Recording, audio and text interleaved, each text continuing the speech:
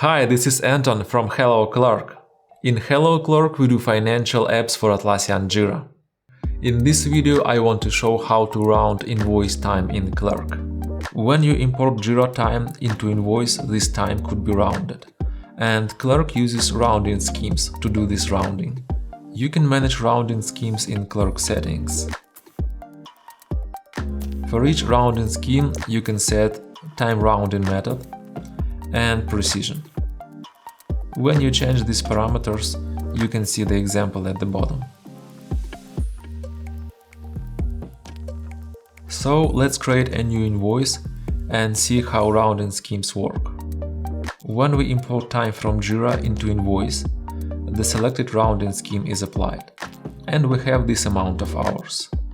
And when we change the rounding scheme, we see how that affects imported time.